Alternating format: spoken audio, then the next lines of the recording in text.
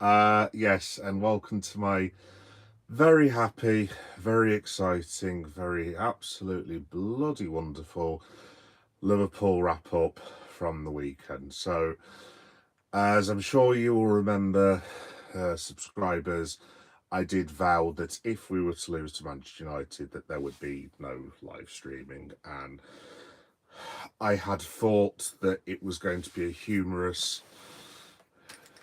just a humorous aside, basically, because I wasn't really expecting to lose to Manchester United.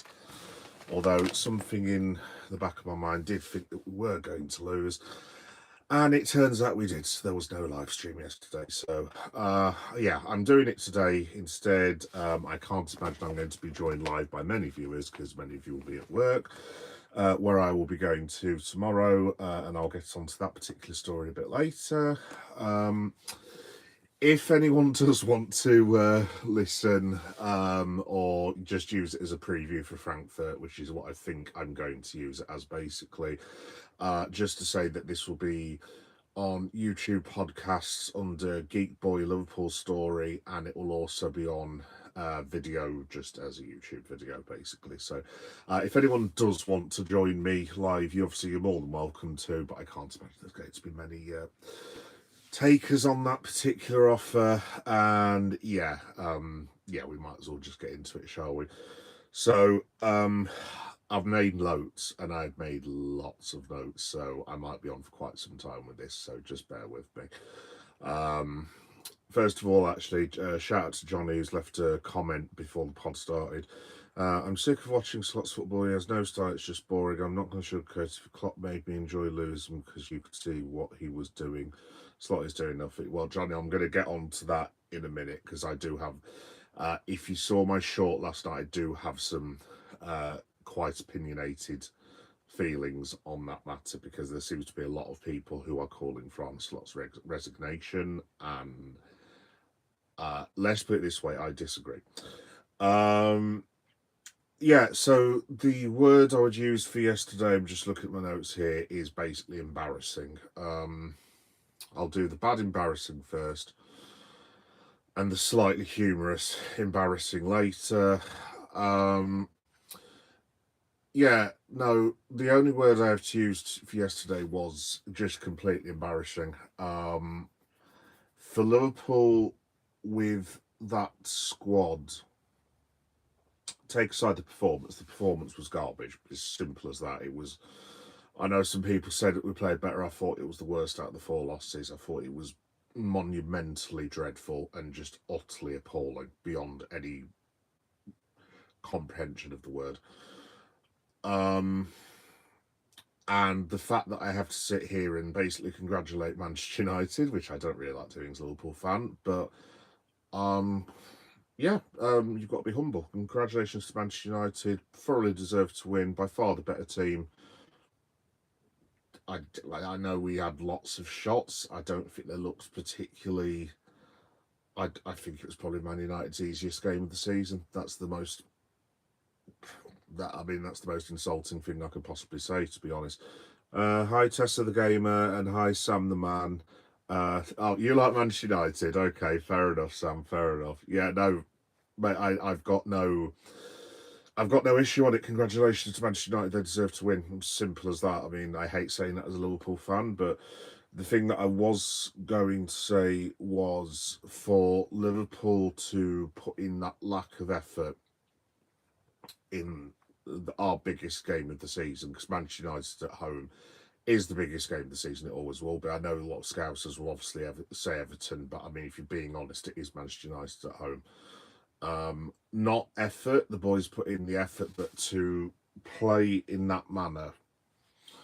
And this isn't me excuse my language, this isn't me taking the piss out of Manchester United at all, because obviously I'm from the 90s and I remember the treble winning season, the Cristiano Ronaldo European Cup season, the few seasons where they were going toe-to-toe with Barca and they fell a bit short, obviously, in terms of quality. But I remember the Manchester United quality sides, obviously Keane, Beckham, Giggs, Scholes, and then you went on to Ronaldo, Carlos Tevez, Wayne Rooney, and so on and so forth. and I'm sure a lot of Manchester United fans would probably agree with me on this. And like I said, it's not me taking the mick at all. It's just me pointing out Liverpool's squad is currently better than Manchester United. It's as simple as that. It is, and like I said, Man United deserve to win. Simple as that. They'll be far the better team. They probably should have won by 3 or 4 goals, if we're being honest. If Liverpool hit the post 3 or 4 times, it could and should have been 4-3, 5-2 to Man United. It was that embarrassing. But for us to lose to a Man United side who, if you look at the squad, I mean, like I said, I'm from the 90s, and I mean, obviously, I used to hate them as a kid, but like, you've got to give a shout out and say the treble-winning side was one of the best teams of all time. It's as simple as that they were. And if you were to compare the Manchester United side of today to that team, yes, I know it's a long time ago. It doesn't feel a long time ago to me, but I mean, it's night and day. I mean, I could have accepted if that 90s team and let's say the 2007 till roughly the 2011 team had beaten Liverpool yesterday. I would have just said, fine, they're a better team, that's fine. But if you're being honest, in the treble-winning team, I mean, who from the current Man United team would get into the treble-winning team? Bruno? Possibly. But who's he taking out? Scholes, Beckham, Giggs? I mean, I'd probably suggest not one of their entire squad would get in Manchester United squad, to be honest. So for Liverpool to have the upper hand in terms of squad quality at the minute. Sam, I'm 46. No, I'm not. What age am I? I'm 45, Sam. So I'm very old, bitter, grumpy, as you can tell. But no, like I said, it's not. This isn't me taking the mick out of Manchester United. I'm not one of those fans, really, to be honest. Well, I mean, I do have the odd wind up with them, obviously, but it's just me pointing out the fact that Manchester United should. Realistically, if you look at the squad, what I'm getting at is Manchester United should not be even getting a draw at Anfield at the minute with the challenges and the transitions that are going through, and the fact that they won comfortably yesterday. Oh, you're right. Oh, nice one, Sam. Nice one. The fact that they won comfortably yesterday is staggering to me. Absolutely staggering. So I don't really know what to say at this point. Jassim, hello, I'm following you from the United Arab Emirates. Whoa, nice one, Jassim. I hope I'm pronouncing that right. I'm really sorry. I'm part dyslexic. I'm very rubbish at pronouncing people's names. But yeah, thank you very much, mate. That's awesome. Yeah, well, I'm in Leeds, and it's raining as usual in Yorkshire. So let's have a look. Jackson James Jenkins, Wales Jet 2 holiday. No, you're all right, Jackson. I think I'll just go to Wales on the train. I'm actually thinking of going to Wrexham soon because I want to go and see a game down there. Actually, all I'll say is keep an eye out on the channel next year. I'll just leave it at that. Gary Ashurst said, hi Gary, how you doing, mate? Are you doing good, Sam the man? I'm better than I was yesterday, Sam. Better than I was yesterday. I was pretty livid yesterday, to be honest, but there we go. But yeah, just to go back onto what I was saying, so because I've got if you're wondering why I keep turning folks, by the way, it's because I've got my notes here and I'm not like one of the fancy Dan YouTubers. I can't just say it off the top of my head, so I have to look at notes again because of dyslexia and being a weirdo and all this sort of thing. So yeah, it was an embarrassment yesterday, but the real embarrassment that I wanted to get onto, and I obviously, if there are any Liverpool fans in the chat or any other fans, obviously I'll take in your opinions, and I won't tell people what to think because I'm not one of them sort of people. So if you disagree with me, you're entitled to your opinion, fair enough. But yesterday there were a number of Liverpool fans who, based on 4 losses, which is the worst we've been under Arne in 16 months now. This is Arne Slot, who won the Premier League last year, got us to the League Cup final, got us to within a penalty shootout at the quarterfinals of the Champions League. You know where I'm going with this, and currently is 4 points off the top of the Premier League after, like, I don't know, 8 matches. There were a lot of Liverpool fans who were calling for Arne Slot to be sacked or for him to hand in his resignation. I'm not going to dwell on this too long because I did a short, which I think's been viewed by a couple of thousand people now, because I did go off on one yesterday. But I don't know what world some of these people are in who are asking for Slot to resign. And I'm not saying you shouldn't criticise Slot. Don't get me wrong, I'm criticising him as well. But if you just break down what people are asking for, so the bloke who won us the league title 5 months ago, your idea to improve Liverpool and for us to win the title is to sack a manager after 8 games, presumably replace him straight away with a manager who hasn't bought any of the players, who doesn't know any of the players, and for him to slot, pardon the expression, seamlessly into his managerial role with no pre-season, no knowledge of the players, and we just win 25, 26 games and comfortably win the league over Arsenal and Manchester City. That is your plan. Right, I see. Let me tell you where your plan is rubbish. The plan is rubbish because if you want to get rid of Arne Slot, who's one of the best coaches in the world at the minute, and you have to say he is because he won the league title and he's won a league title. He's won a league title, in fact, 2 years out of the last 3 because he won it with final. Okay, fire Arne Slot. That's great, cool. And replace him with whom? Anyone? Replace Arne Slot with who exactly? I mean, let's just go through the Premier League options. I won't go into international because obviously, because I did think about this yesterday. If you want the absolute best, you are looking at managers. If you want the best, which is what Liverpool is supposed to be, thank you, Sam. If you want the best to manage Liverpool, which is what a lot of our fan base basically demand all the time, you are looking at rival managers from Madrid, from, let's say, Barca, out of employment managers who managed at that level, and like up and comers from around Europe. So you've got the bloke from Borussia Dortmund. I mean, no. You've got the Bayern Munich manager, Manchester City legend Vincent Kompany. No. You have Liverpool legend Xabi Alonso, who is now contracted to Real Madrid Football Club for the next 5 years. No. You have the bloke whose name I temporarily have forgotten, but who won the title with Barca last season. No, he's not going to go on. So you've got, let's say if it's the Premier League, you have Eddie Howe. No, doesn't play the same systems that we do. You've got Unai Emery. I mean, is that much better than Slot? Would there be any point? I would probably suggest not.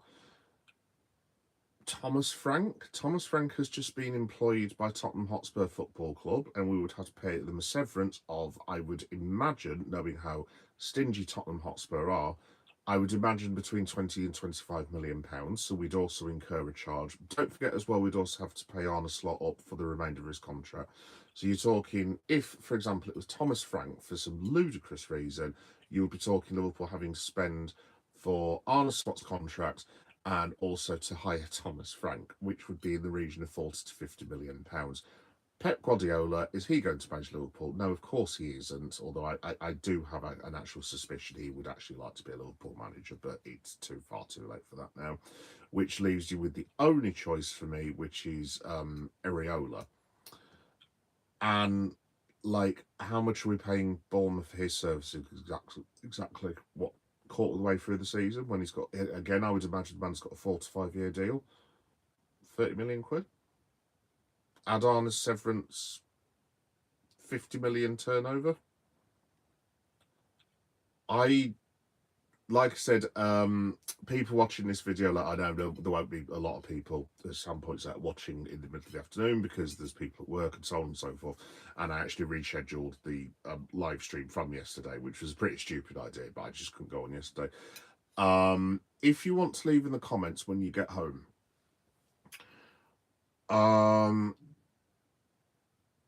why, one, you would consider that to be a good idea, and two, how on earth you would actually even go about that, and who you would like to replace Arne Slot, our Premier League winning manager. I would be very interested to know. I really would. You'll note, if you're listening on YouTube Sounds later as a podcast, because this basically will be mostly a podcast, that there was a slight hint of sarcasm to that. But yes, I don't really know what to say to that, to be honest.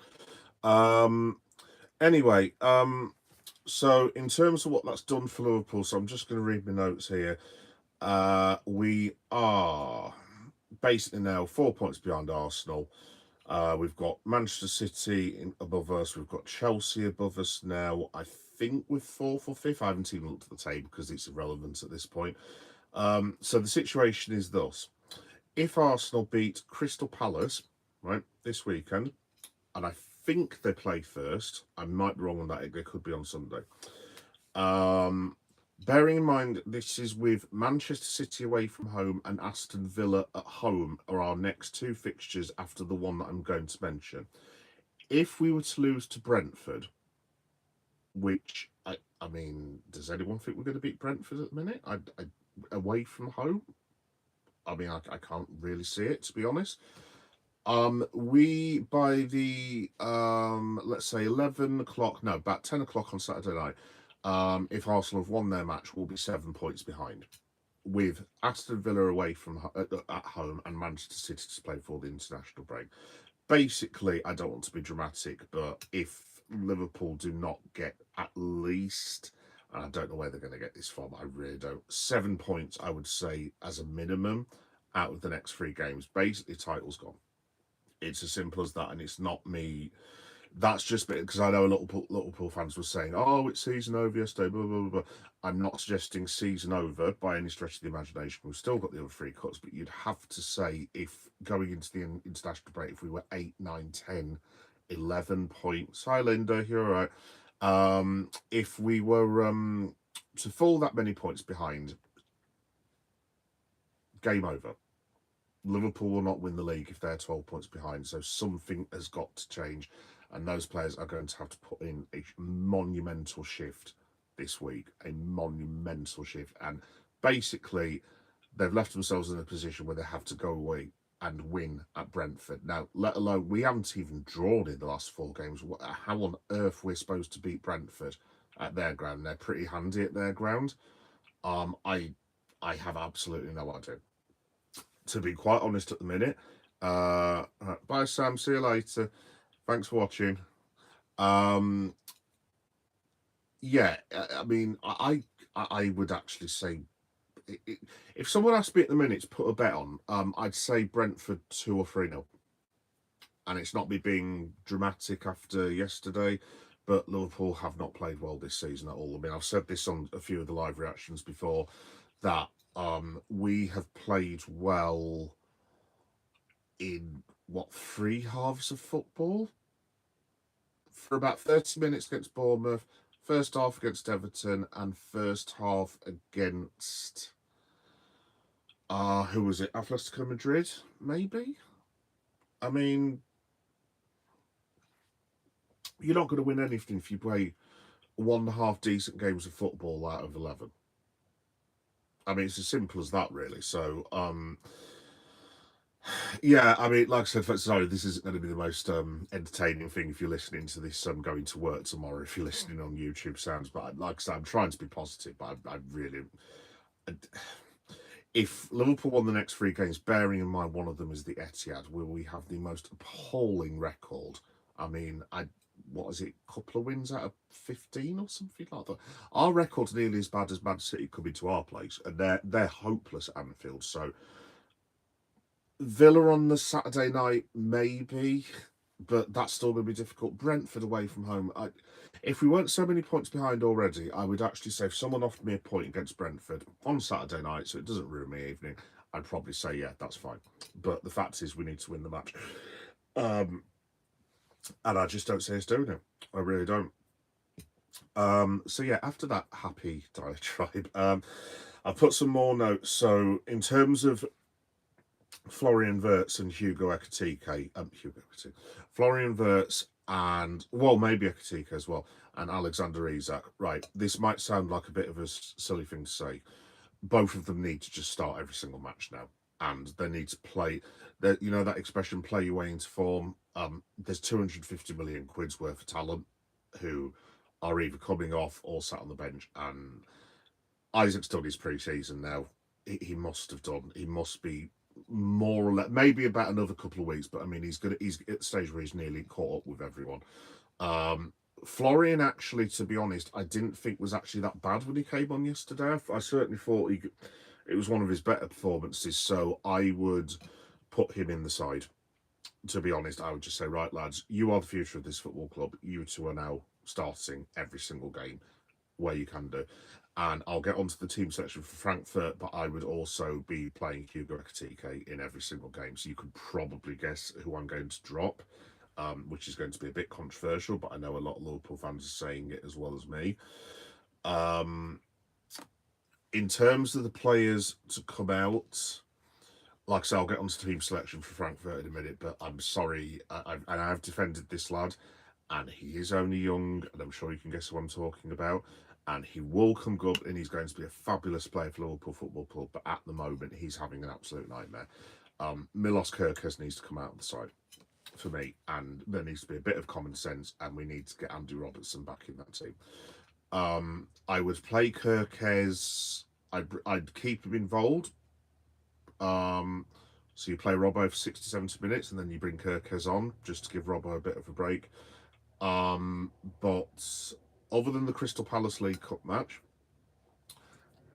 and possibly, as stupid as it sounds, Manchester City, because I just think they've got a lot of fast-paced wingers, and I don't know if Robert's going to be able to do that.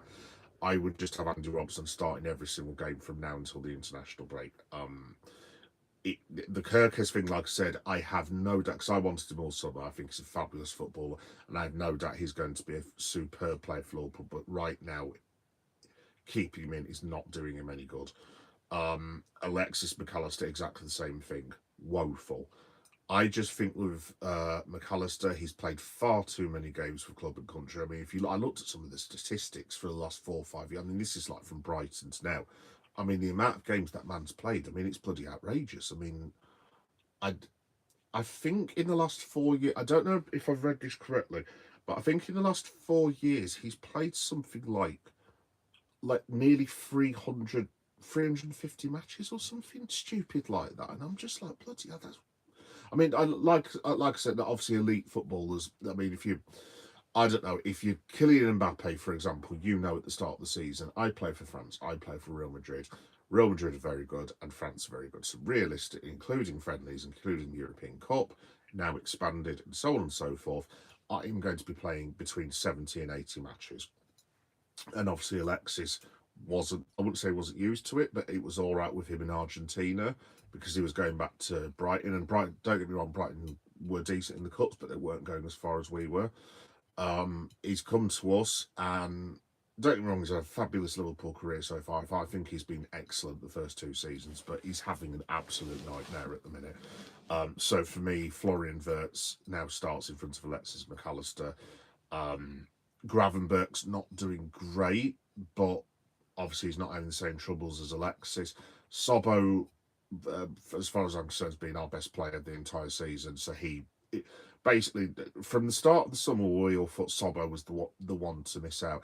He's actually the one that I'd put in midfield first because he seems to be the only person. I mean, I know and I know he wasn't great yesterday, obviously, but he seems to be the only person that we've got in the squad with any consistency other than Alisson Becker, who is currently injured. So yes, Sobbo, Wirtz, and Gravenberch are now the midfield. I'm not saying it's the end for McAllister by any stretch of the imagination. He needs to play his way back into form.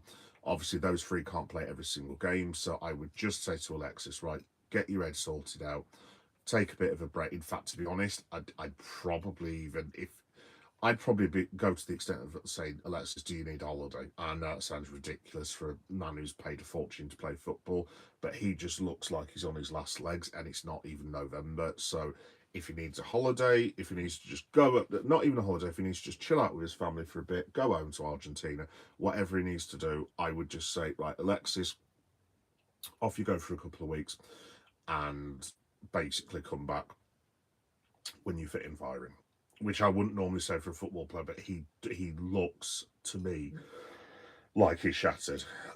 To be completely honest, obviously the manager, after I've defended him as well, I think he's got his team selections a bit wrong as well. But the things with Slot, I mean, I don't really criticise him that much because I mean, Arne Slot can't stop an undefended throw-in at Crystal Palace leading to a 97th minute winner. Arne Slot can't stop Dominic Szoboszlai clotheslining a Galatasaray player. Well, according to the Galatasaray player, obviously he did no such thing, but you know what I mean. Arne Slot can't stop a horrendously and woefully defended set piece from Chelsea, and he cannot stop Liverpool conceding the two goals. I mean, I've not even got onto that. I mean, the two goals yesterday. I mean, honestly, I don't even have the words. I'm not even going to describe them. I mean, you've seen yourself, folks. That I mean, I wouldn't expect my son, who doesn't even like football, I wouldn't expect my son to be thrown into a football match and not know that you need to make clearances. And I take the point about Michael Oliver, and yes, I think looking at it, looking at it, obviously it's definitely a foul, but I'm not using that as an excuse. I'm sorry, Liverpool. I mean, they shouldn't have been in that situation from a kick-off in the bloody first place, to be honest. So, and that brings me on to yet another point. Virgil van Dijk. Right, I'm not suggesting that Virgil van Dijk should be dropped because he's one of the best football players in the world. Whatever that very strange man who contacted me on Threads yesterday said Virgil van Dijk always has been and always will be a loser, and it's like, what planet are you on, sunshine? Like, seriously, 10 career medals would suggest that is not true. But one thing I will say about Virg, he does tend to be protected and screened in terms of criticism from the media, criticism from the fans, and criticism from the critics and the pundits, because he's held up as this absolute monster of a football player, which he is. Virgil van Dijk's been the best Premier League defender of the last 10 years for me. It's simple as that. However, half the game of the season he's been really good. Hi Sam again, you're all right. Half of the rest of the season the man has been woeful. I mean, what he was doing yesterday, look, yes, it probably is a foul, the first goal. However, you play to the whistle. The referee had not blown up for a fact. So what Virgil was doing, arguing the referee instead of defending him, I'm staggered. I don't even... yeah. I don't even really have the words, to be quite honest. And like I said, I've already mentioned this, but our next few games, so I'm going to get on to Frankfurt now, but basically our next 4 matches, just look at my notes again. Frankfurt in the Champions League. We don't have to win, but we can't be losing too many matches, because if we start losing matches in that, put it this way, if we lose the next couple in the Champions League, then we're giving ourselves a mountain to climb, so they need to try and at least get a point out of that. Brentford away from home, very difficult. Crystal Palace, bye-bye League Cup. I'm sorry, we're not beating Crystal Palace at the minute. Aston Villa at home is the one where I've got a bit of hope, but I mean, again, they have some very, very good players, and I wouldn't be surprised if Jadon Sancho scored the winning goal the way it's going at the moment. And then Manchester City away from home. I mean, we are not getting a point at Manchester City, folks. I'm sorry, playing like that is going to be a 4 or 5-0 massacre. It's as simple as that. So you are talking... if this goes the way it's trending and the way that I think it's going to go, Liverpool by the end of this, before the international break, will be 8th, 9th, 4 or 5 points off a Champions League place. Probably have exited the Carabao Cup, and will be not in deep trouble for Champions League qualification, but they would have put it very, very... In fact, I think we've got another Champions League match before the international break. I can't remember now, but I think there's another one thrown in there as well. It might be PSV or something. I might have got the fixture slightly wrong. Either way, you're talking basically we'd be realistically not out, but like definitely out of one competition, so far back in another competition that basically we'll be left with a fight to get Champions League.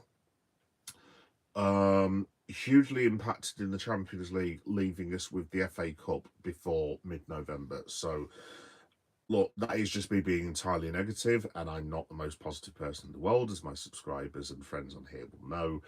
But that is the reality for Liverpool now. I would say if they want to do something, not only do they need to improve this ridiculous defending, conceding of 95th minute winners, which was we were the masters of doing that to other teams, and just being more compact and actually playing a decent whole game of football. I would say Liverpool need to win 80 to 90% of those matches. Otherwise, you are talking it's going to be a very, very long season. But in terms of the lineup of matches, it isn't what I would choose to get them back into form. So, yeah, we'll have to wait and see. So, getting towards the end now, guys, for the people listening on YouTube sounds later. So, this will be a little preview. So, if you didn't want to hear all the negativity, if you are listening on YouTube podcast, because this will drop tomorrow, if you just want to get to the 30-minute mark, I'll put a little note as well. That's roughly when I start talking about the Frankfurt match. So, in terms of a preview for Frankfurt, there is no preview because I'll just be completely honest, I know nothing of Eintracht Frankfurt whatsoever, apart from we signed a really boss player. See what I did there from that team. So I can't give you a preview. I don't know what form they're in. I've got absolutely no idea. In fact, while we're on live, let me see if I can have a look at the Bundesliga table. I mean, obviously, they would have done very well to have got in the Champions League first place, so they're not going to be mugs. So let me have a look. Bundesliga table is... Really should have prepared this before. So Eintracht Frankfurt... Oh, so they're in roughly the same sort of area that we are, give or take, like a game. So Eintracht Frankfurt, after 7 games, are in 7th with 10 points. Basically, in terms of points, they're pretty much not far off mid-table. 3 wins, 1 draw, 3 losses, 19 goals scored, 18 goals conceded. So they look a bit like German Liverpool, not exactly the most secure. They are 11 points off Bayern Munich, and if Germany have 5 places, I think they've got for the Champions League, they are 4 points off a Champions League place.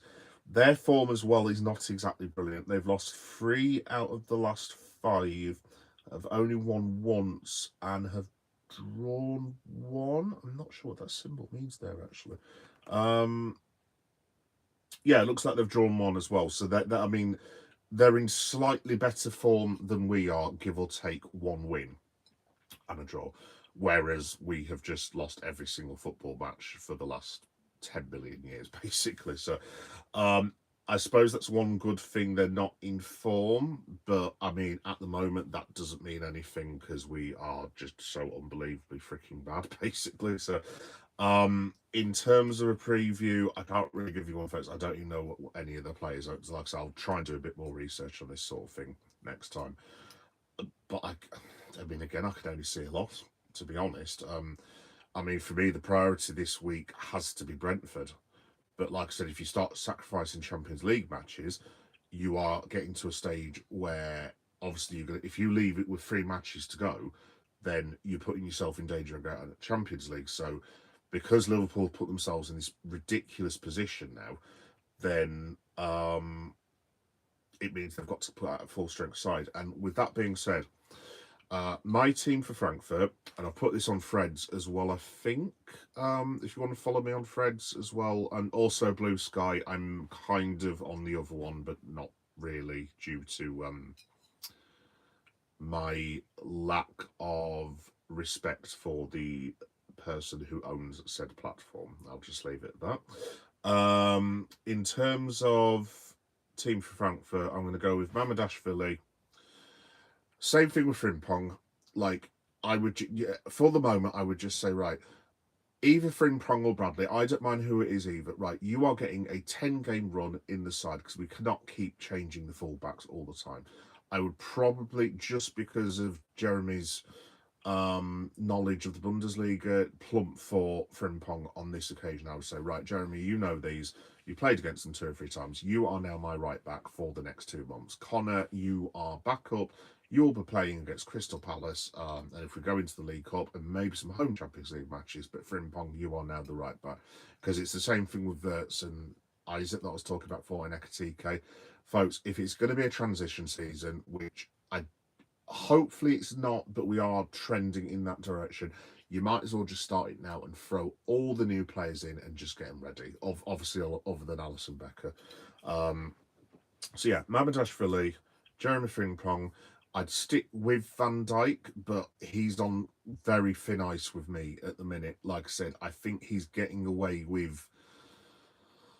Like I say, he's not a worst player by any stretch of the imagination. He's still okay-ish, but he's escaped a lot of criticism. And I think it's because a lot of pundits and Liverpool fans, myself included, love him, and quite rightly so. He's, like I say, he's the best Premier League defender I've ever seen. Simple as that. But he's skirting with being dropped. I mean, if Giovanni, put it this way, there's another world where Giovanni Leone hasn't broke his leg and Mark Gay is in a Liverpool squad, I would be very interested to know what the defence would be at the moment if those 2 players were available for Liverpool. And like I said, another thing, sorry I keep going off on tangents, Liverpool have to swallow their prides in January and just go to Crystal Palace or whomever it is and say, look, I know your player's out of contract and you're going to lose him for nothing. Here's 20 million quid. It's not great for Mark Gay, but like at least you are getting a transfer fee and maybe Palace sell him to us. But again, now that depends because Palace are having such a good season. I mean, if Palace are like, if you're Simon Jordan and you get to, I don't know, let's say January, mid-January, and you look at the table and let's say Palace are 6 points off a Champions League place, and I don't know, not Simon Jordan, I forgot his name, Steve Parish. God, not Simon Jordan, bloody hell. Yeah, I'll just leave that to myself. Steve Parish. If Steve Parish looks at the table, in mid-January and sees Crystal Palace, for example, are 3 points off a Champions League face, and let's say they're in 6th place, for example. At that point, I'm not selling Mark Gay. I'm saying to myself, right, if there is even an outside chance we could get into the Champions League and get ourselves, 70, 80 million extra pounds for all those games that they're going to play, yeah, I'm not selling him. But if Crystal Palace, I mean, obviously it'd be helpful if we locked about the League Cup for one thing. If Palace, say, start falling away, but they've comfortably got 25, 26 points by, I don't know, January, and they need another 10 points to stay up, for example, and the bottom 3 teams are like way behind, but Palace can't go any further, then I'd be going to Palace and saying, look, here's 20 million quid, because Liverpool, they've got this badly wrong with the defence, badly wrong. I know that no one was counting on Leone being injured, but at the end of the day, Liverpool needed to buy 3 centre-backs this summer, not 1. I mean, it was glaringly obvious something like this was going to happen. Konate's not informed. Van Dijk is not informed. Joe Gomez, I love Joe, but he's just not reliable in terms of his injuries. Wataru Endo, if he has to come in defence, will give it a bloody good go. No problem with that whatsoever, but he's not really played central defence since he left. Did he play for Eintracht Frankfurt, actually? I can't remember where we got him from now. Spirit Brothers UK. Hi, Spirit Brothers. Excuse me. You'll never walk alone for life, my brother. Oh, same to you, man. Same to you.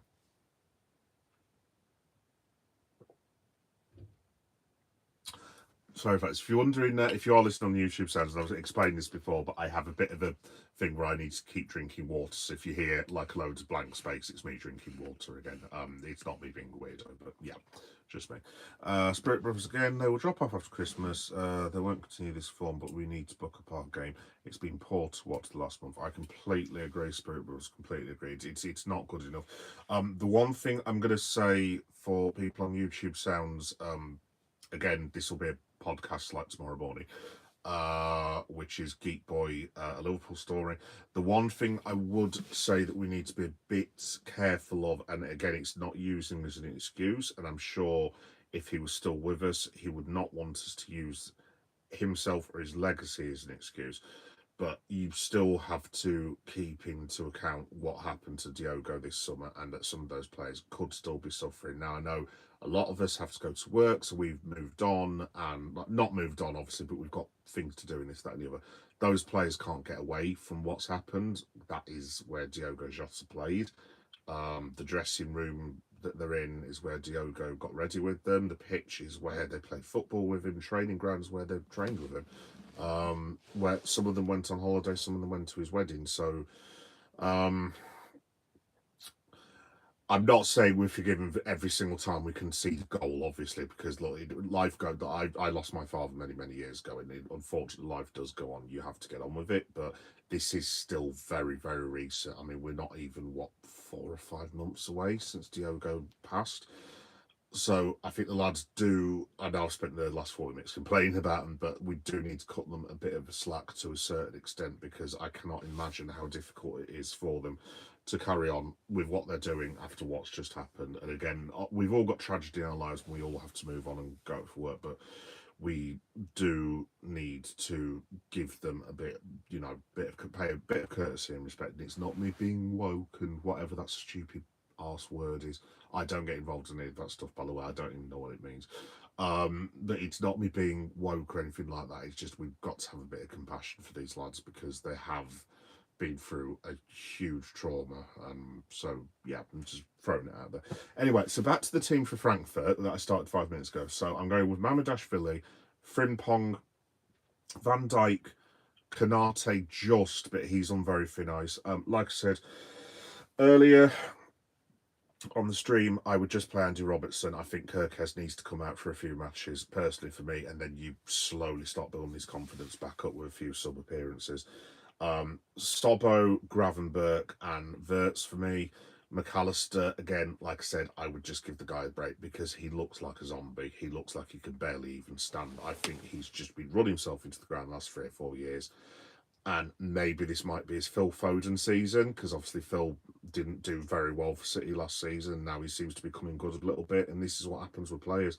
You've got to remember, people seem to look at Alexis McAllister and think he's like, I don't know, 50 years old. I mean, he's just turned 26. He's still compared to me, he's 20 years my junior at the end of the day. So, I mean, he's still a very young man. So, obviously, it's not an excuse for his performances, because they've been appalling this season, but I would just say to Alexis, right, go and just be with your family for 10 days, go and chill out, get yourself ready, and get yourself ready for the rest of the season.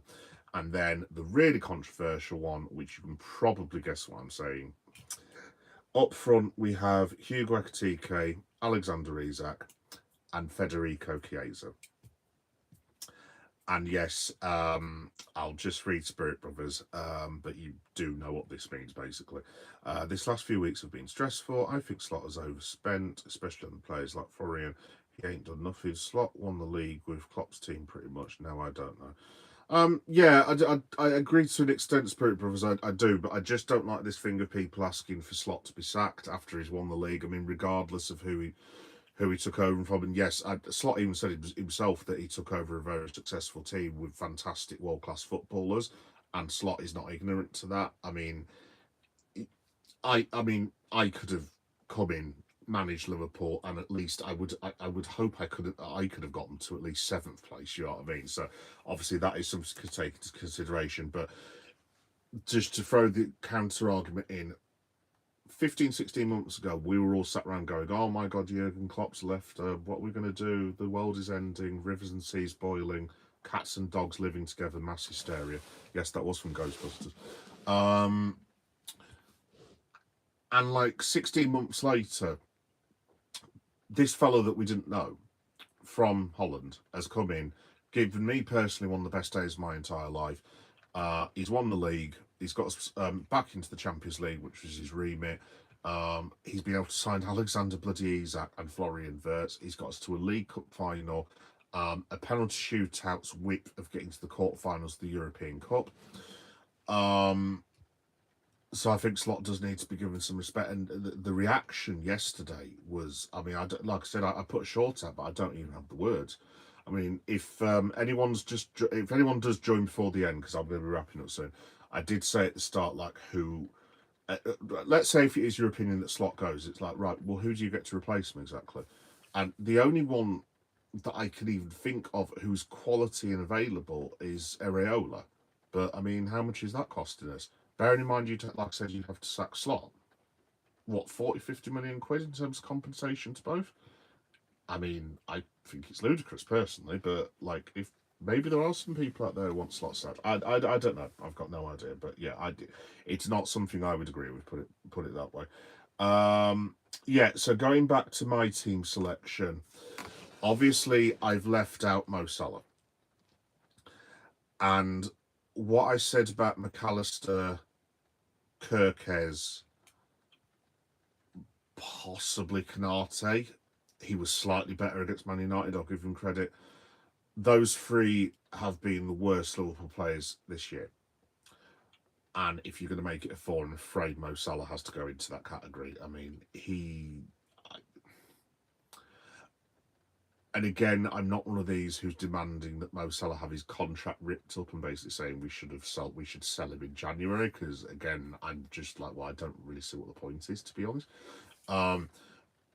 He's been dreadful, absolutely dreadful. I mean, like I said, I love Mo Salah. He's the third best player I've ever seen play for Liverpool Football Club, behind Luis Suarez and Steven Gerrard. Simple as that. Now he's a wonderful, wonderful footballer. He's won so many trophies, scored brilliant goals, man of the match performances. Like I said, one of the best players to ever play in the Premier League, and in my opinion, one of the best players of all time to ever play football. He is that good, but you can't just live on that.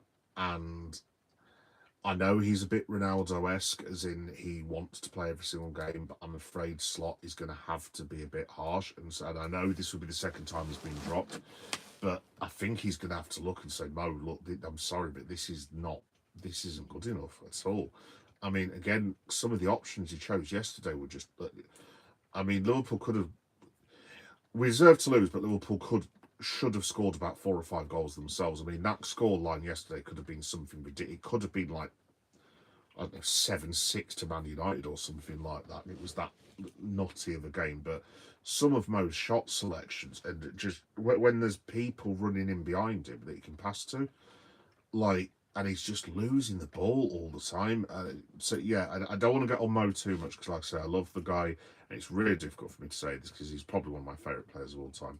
I think Mo Salah needs to be dropped for the majority of this next phase of football, because we can't have passengers. And the other thing is, I don't know how much longer Slot can deny Federico Chiesa, because it's getting to the point where it's actually getting a bit, from going to the point where Federico Chiesa, if I can even say the word, had no future. It's getting to the point where it's actually getting a bit silly how undeniable he is. I mean, what are we up to now in, like, I think 2 hours worth of football, like maybe 3 hours worth of football.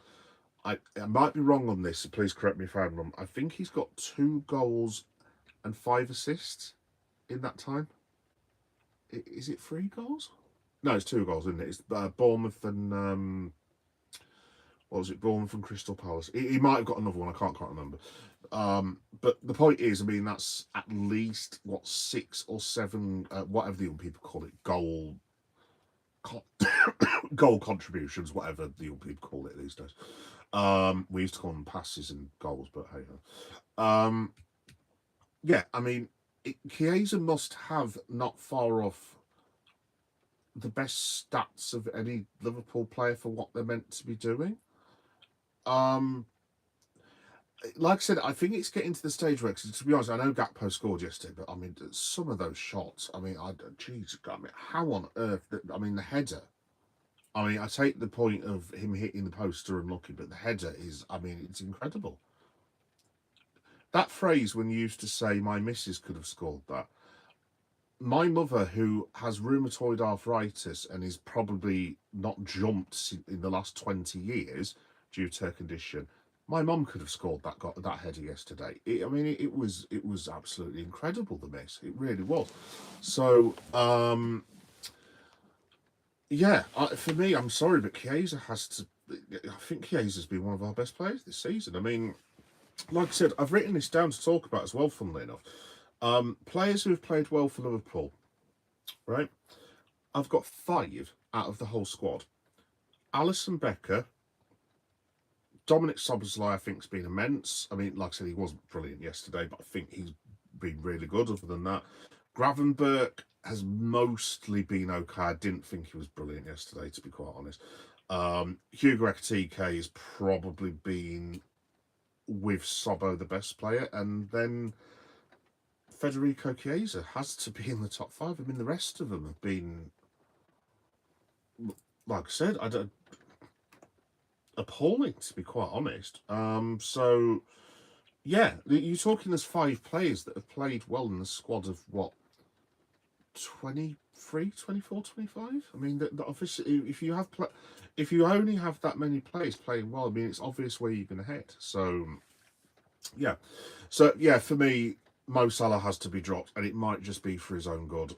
Don't forget as well, he's got the African nations coming up as well. It might not be the worst idea in the world to maybe manage Salah's minutes, because he's going to be playing every single game for Egypt, and Egypt, being half African myself, probably one of the big favourites to win that tournament. I would imagine Salah's going to be playing until at least the semi-finals, depending on the groups that they get. And he goes, what, mid-December? There's a chance that he might be gone till, I don't think possibly it's late January. I don't know what the dates are for the African nations, because unfortunately my team Ghana did not qualify for it, but we did qualify for the World Cup, so haha. But yeah, it might just be an idea to say, Mo, I want you at prime condition, and for the next block of matches at least, I just want you coming on the 65th, 70th minute for Federico, for Ekitike, for Gakpo, whoever it is, and like, you are my man to get us over the line, basically. And if you explain it like that to Mo, look, he's not stupid, Mo Salah. Obviously, he knows he'll know he's not playing very well. Obviously, he'll be livid, but I think even he will probably understand that he can't carry on like this forever. I mean, he's 33 now. It was always going to get to the point where Salah's minutes had to be managed. Don't get me wrong, it's not the end of Mo Salah. He's going to be world-class football for at least the next 2 or 3 years. But obviously, he's got less years in front of him than he has behind him. So I wouldn't say it's the end for Mo Salah by any stretch of the imagination. I still think he'll be one of the best players of this season, but at the moment, he's having a nightmare. And Federico Chiesa deserves to start, and he should start, in my opinion. If whether Slot will do that, I mean, I would very much doubt it. I really would. I mean, the only other option that I can think of is you maintain with Gakpo there, and you have him with Ekitike and Isak. You could throw Florian Wirtz up front, maybe, and then obviously your other option is Rio Ngamoa. I mean, possibly Rio might be an option, maybe, because, I mean, he's not going to be worried about Liverpool losing all these games. He's a 17-year-old lad having the time of his life, so maybe Rio gets a start in one of these matches, perhaps against Crystal Palace. I don't know, but something needs to start changing. It needs to start changing soon. So, yeah, folks, that was my very happy Liverpool live stream. I hope everyone enjoyed it who actually watched it. Yeah, like I said, I'm not expecting loads of people to watch it, guys. Obviously, I would have done it after the Man United match last night, and I usually get like a reasonable number of people. Obviously, it's raining and people are at work and they're really annoyed about Liverpool. not winning. Also, I did it at the same time as the Anfield Wrap in Redmen, I think. So, yeah, it's not great timing on my part. But, yeah, if anyone wants to listen later, obviously it'll be a YouTube video. So it should be processed by tomorrow morning, tomorrow afternoon. And it will be available as a podcast on Geek Boy Liverpool Story on YouTube podcast as well. Just in terms of, oh, I'm sorry, I haven't said about Spirit Brothers. Yes, let me have a look. So your team, Spirit Brothers, is Mamadashvili, Drop Kirk, yeah, agree. Go Bradley. Yeah, I mean, to be fair, dude, I mean, it could be. I think the thing with Frimpong was I just want someone in there now who's going to play every single game just to get us through the next few matches, because I'm just, whoever it is, Bradley or Frimpong, basically, I haven't really got a preference. Either or is fine with me, because I think they're both class, but one of them just needs to be starting now because there's just no consistency on the flanks at the minute. Van Dijk, Ibu, Robbo, yeah, go Dom, Ryan, and Federico. Oh, interesting. So 3-4-2-4-2-4. I mean, it's worth a shot. Well, seeing as we can't defend, I suppose it's not the worst idea in the world. I'm not sure if Slot's going to go 4-2-4, but I mean, to be fair, Klopp did a few years ago, if you remember, because when we were going through that horrendous, bloody 2002, 2003 season, where basically the whole thing just went to crap in the first 3 months, there was a time Klopp played Rangers, and I think, God rest his soul, he had Diogo on one side, I want to say Salah on the other, Nunes and possibly Gakpo. It was some mad thing, and then he had like two in midfield, which might have been, I can't remember now, mate. Possibly Henderson and Elliott. It was some mad experiment like that, and I think Carvalho he was putting in as well. So, yeah, maybe. I mean, something's got to change soon, so you might well be right, mate. I can hear them crying entering. Federico, we came to win. Shameless plug, I actually have that on one of my YouTube shorts on Geek Boy Does Liverpool. And it's the whole of the Strand singing the Federico Chiesa song, which was still one of the best moments of my life, even though it was belting it down with rain. Yeah, it was absolutely glorious. Love it. Absolutely love it. That'd be my team for the next game. I would definitely go 4-2-4. We'll create open on the wings. I bet Rio sets up 2 goals. Yeah, like I said, but I mean, perhaps Rio Ingamoa, just in respect of he's got, like I said, he's not going to be bothered. Well, I mean, he will be bothered, obviously, but it's like, well, I haven't had anything to do with Liverpool losing. I'm having the time of my life. I'm getting called up for youth international duty. I've scored a goal at St James's Park. I'm like known throughout the city. I've just got a new contract, and I'm coming and I'm playing for Liverpool Football Club. So Rio, even though he's not played, will still be buzzing. Yeah, maybe. I mean, I think I do wonder long term about Salah and Gakpo, because obviously Zach and Hugo Ekitike are Slot signings. He's going to want that. I mean, let's say Slot's there for at least 3 seasons. He is going to want Hugo Ekitike, and he's going to want Alexander Isak as part of his front three eventually. I have no doubt that that's what he wants. He's going to want them playing together.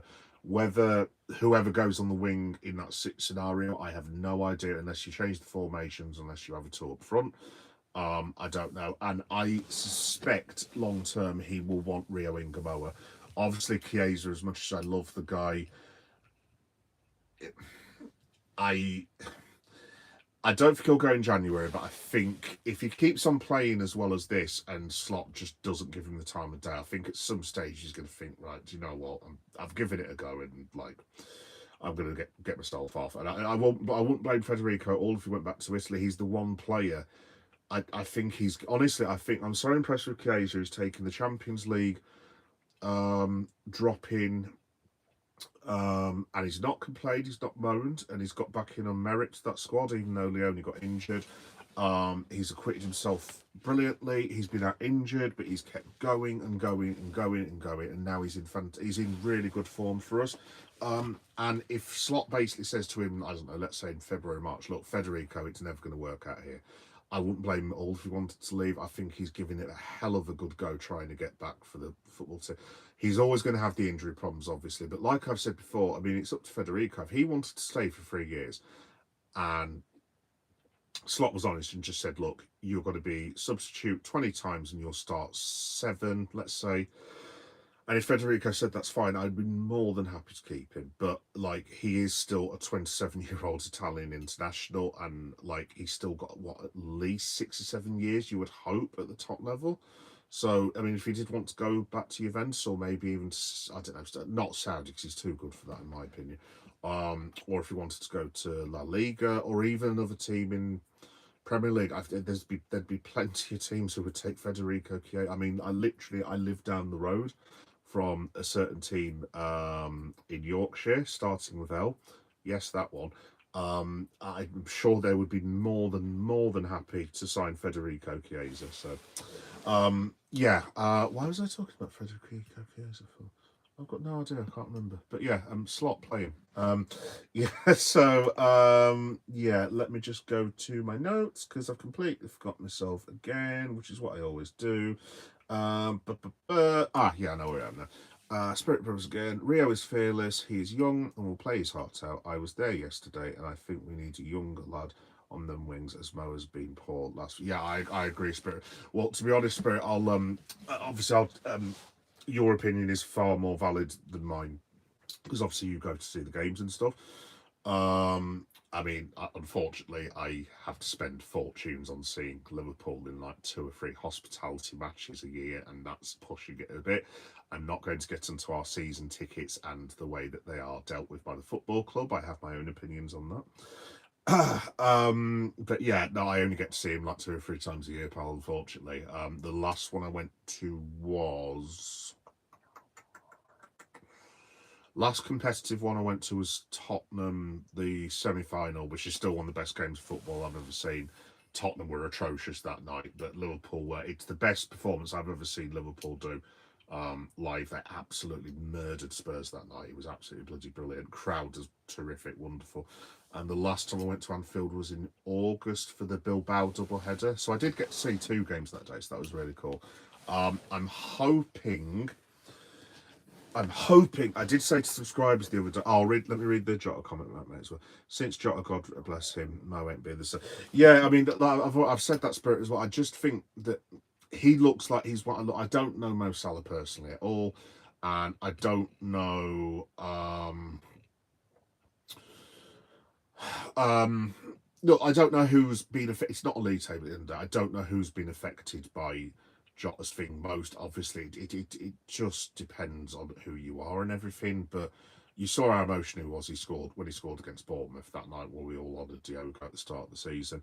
Maybe it is. Maybe Salah is, because obviously he's a very, very religious man as well. Maybe he's struggling. I'm not going to say anything rude or disrespectful like struggling with religion. That's Mo Salah's business, not mine. Maybe he is having a bit of a why Diogo for, and I wouldn't blame him. I mean, I cried like Niagara Falls when Diogo died. I'm not one of these blokes. Oh, I'm really hard. Look, I cried like anything, and I took a shirt where I wrote a message to the Bilbao game, and where they had the Diogo tributes just outside the. Not outside the Cop, but you've got the Cop, and then you go around the corner, and opposite the Hillsborough Memorial. I left him a handwritten note, and got all my family to sign a shirt, including my son, which was a bit emotional. Said my stood there and watched, and then basically cried in front of about 7,000 people that were walking past me to get into the ground at the time. So I mean, it's bad for me. I mean, I can only imagine what it's like for Mo Salah. But yeah, if you take that aside, if you're being really clinical, just in general, I think Mo has to come out of the side. Definitely Mo, definitely Alexis McAllister, and definitely Kirkes all have to come out because they just aren't playing very well at the minute, in my opinion. Actually, do you know what? Shout out to Mamardashvili as well. I don't think maybe the first, maybe Alison Becker saves it at a push, but I did think people were being a bit harsh on him yesterday. I don't actually think he's been that, but I mean, there's not really a great deal he could have done about any of the goals he's conceded so far. I mean, obviously the Caicedo one, yeah, he's not saving that. And I mean, what's he supposed to do with the second goal against Chelsea? I mean, it's like 3 yards out at the end of the day. So, oh yes, Spirit Brothers, I've just read your comment. I'm not going to read it out. I get you, buddy. I get you. But yeah, just quickly, folks, that does raise an interesting thing. So I'm hoping, actually, I can't announce this yet, but I'm hopefully going to sort this out in the next 5 or 6 weeks. I should be going to the Karabag match, which I think is late January, which now the way this is going might be that might be a very interesting match, actually, to be honest. I'm not too sure about how clever this idea is of mine, but yeah, obviously for subscribers, obviously if I do go, because I load all match day vlogs and shorts when I've been to Anfield, so obviously it goes without saying that if I go to Karabag, which I'm 90% sure I will be going to, then yes, there will be a match day vlog for that in January. Also, as well, don't get your hopes up with this, because it's going to require a huge slice of luck on my part, but I'm a storyteller, as CM Punk says, so if you just indulge with me a minute, I will tell you a little story before the end of the podcast. I basically get paid on the 27th of October. And you might be thinking to yourselves, what, dude, why on earth are you telling me that for? The reason I'm telling you that is because Liverpool play Crystal Palace Football Club on October the 29th. And at the moment, there is a certain seat reseller used by Liverpool football clubs, whose names I won't mention, but a lot of Liverpool fans will know it. It starts with C, to put it that way. Anyway, the tickets for the Crystal Palace League Cup match, whilst they're still bloody outrageous, are not outrageous to the point where it's not a possibility. So anyway, long story short, the reason I was telling you that for is that I could be going to the Crystal Palace match. I will be going on my own, because my one of my mates who I go with is like in Dubai or some, I don't know where he's gone, to be honest. And my brother's not available either, so I will be flying solo for that one. I haven't made a decision yet, and the tickets on the site that I go on may have already sold out. So if I can go, I will be there for Liverpool versus Crystal Palace. But like I said, I can't promise anything, because guaranteed, when my wages come in next week and I go onto the seat reseller, they'll be sat there going, "Oh yeah, well it's you've still got tickets for 700 quid," and at that point I'll be like, "Nah, you're all right, dude." But yes, hopefully as well. Obviously the FA Cup draw is going to be coming up soon. In bloody hell, that's only in 6-7 weeks, I think. Now, obviously if Liverpool get a home draw against like an Accrington again, for example, I will probably try and buy tickets immediately for that one as well. So I'm hoping to get to Anfield 4 to 5 times this year if I can, fingers crossed. But yeah, I'll let you guys all know and everything. So anyway, Kirkes don't need to come out of the side, he needs to come out of Liverpool shirt forever. Whoa, I'd rather get Milner back. Oh, I'd love Milner back, man. Oh, I don't know about Kirkes forever. No, I take the point, because he's not done very well. I just think he's a very young, rash footballer. I think eventually Kirkes will come good, but I've actually got a theory on Kirkes. I think he'll come good. It might not be at fullback, because people keep saying that Bradley might be the one to get converted into a midfielder. I actually have a slight suspicion Kirkes might end up being pushed further up the field, where basically he can't cause any mischief. So yeah, I don't know, I don't know. I wouldn't get rid of him forever, because at the end of the day, we've got he's only had a few matches, to be fair to, but no, I do agree it's been appalling this season. Shocking, absolutely. Bottom 3 of our players by an absolute mile. Definitely agree with that. Yeah, folks, that's pretty much it, to be honest. Right, so just before I go, just a couple of quick bits of admin. Right, so for this week for Liverpool fans, Frankfurt, I will definitely be doing a live reaction. I don't know how helpful it's going to be, though, because I'm actually doing something called Leeds Light Night, which I'm going to be streaming live, hopefully on that day. And basically, Light Night in Leeds is where you shine a load of lights at a building and this, that, and the other. So I'm going to try and do a live thing of that. So if I can, I'm going to try and do that and then run into the pub for the second half and then run quickly from the pub back to my house. So that might be a very interesting evening, so just leave that one with us. I'm also, by the way, for anyone watching Leeds, I'm also going to be live streaming Light Night, definitely night 2, which is this Thursday, so in 3 days. So if I can't do the Wednesday, I'll do the Thursday. So yeah, Liverpool live reaction will be at 10:30 on Wednesday, and I might even do like a watch along with like the Champions League highlights or something. The Brentford reaction this week, because that's at 8 o'clock at night, will be at 11:30, I believe, give or take. And for the wrestling people that follow me, yes, that does mean that there will be no live SmackDown reaction unless I get the chance to watch it live in the early hours of Friday morning, which I'm considering, but I can't guarantee. Yes, so the 2 Liverpool matches will be covered this week, and then obviously the week after it will be Crystal Palace. Will it be Crystal Palace next week? Yeah.